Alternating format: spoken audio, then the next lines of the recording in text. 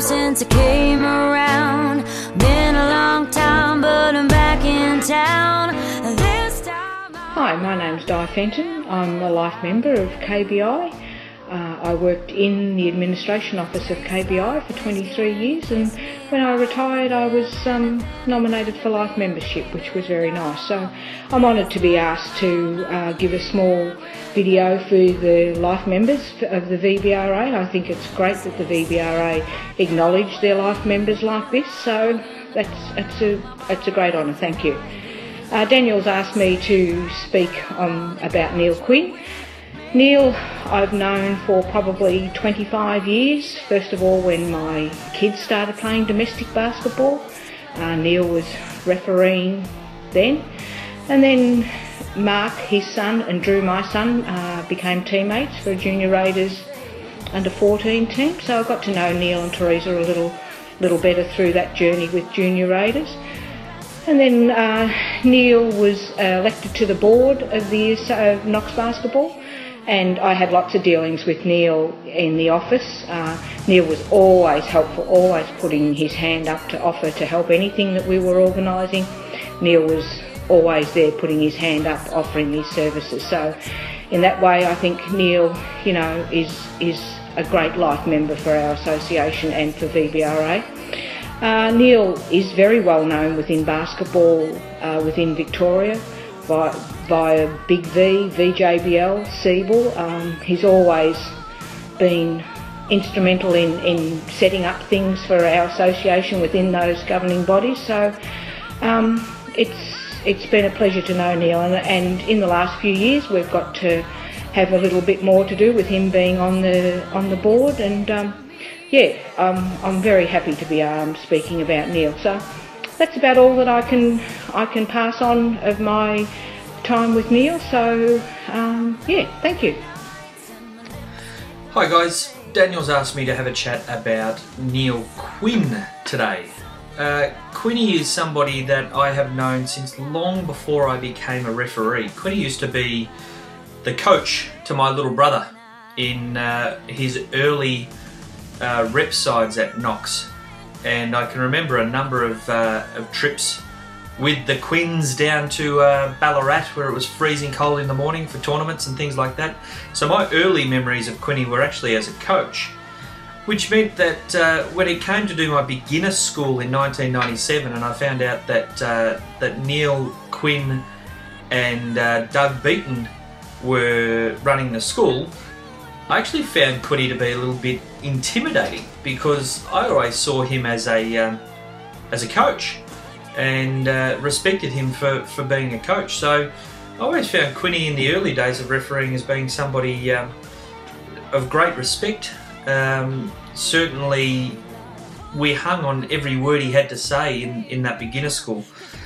But what sticks out from my beginner school is the way Quinny used to teach us mechanics. Quinny had a overhead projector which he would project an image of a basketball court onto the wall, and I distinctly remember him getting a whole bunch of 5-cent and 10-cent pieces out, and the 5-cent pieces was the ball and the players, and the 10-cent pieces were the two referees, and he would move them around on the court and demonstrate to us where we needed to go.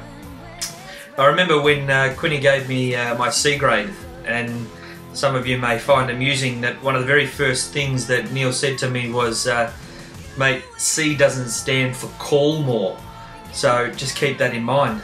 And I certainly found that interesting, and have held on to that a little bit through my time in basketball. Quinny, you're one of the most passionate basketball people I've ever met. I spent some time with you on the Knox board.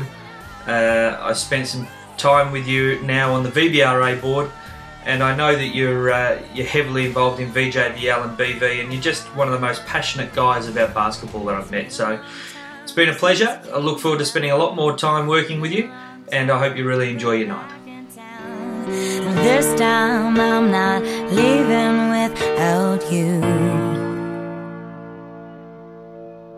The first question I have for you is, who would you look up to as a referee, and why did you look up to this person? Who did I look up to?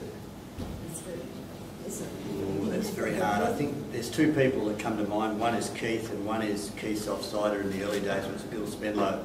Had a lot of time for Bill. Bill had a handicap, but it wasn't a handicap to Bill. And I think that was sort of, they were the two people that sort of taught me along the way. And then you know, as the other referees in the room move out of here and go into junior panel, you run into lots of other people, and they're the sort of people that help you along the way. But those two people, Bill and Keith, I think, you know, set me on the right path in some respects. So, next question, you sort of mentioned junior panel there. Say, what advice would you have for those who referee at domestic level, and then for those who are refereeing junior panel, senior panel, and above that?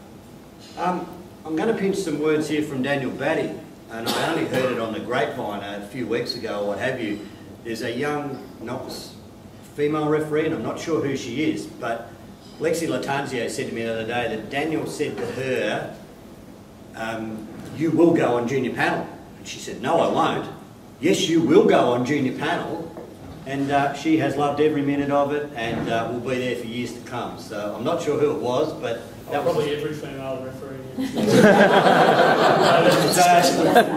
From that respect, can I just say to Daniel there that, you know, yeah, the force on the junior panel, but you know, I'll be honest, I'm very proud of the Knox referees on junior panel, but I am very proud of junior panel in general. It's sort of a little bit of my backdoor passion about refereeing, and I quite openly believe that junior panel does more for referees in this state than anybody else. And you know, credit to, you know, a couple of people and all the involvement from the right associations, and that's how referees get their grounding and move on. So yeah, junior panel's the way to go from a domestic referee's point of view. And the last one from me, a little bit cliche, but what is your favourite memory from refereeing? I don't know, I think a lot of the time just throwing, you know, players out of the stadium and sort of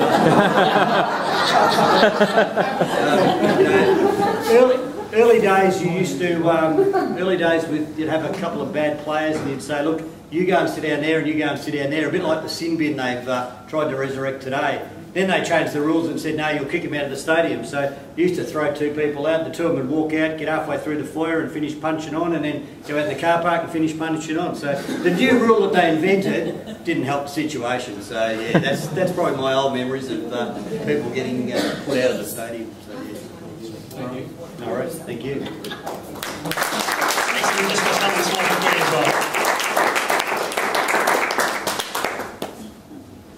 Cheers. Thanks, Daniel. Thank you. Thank you.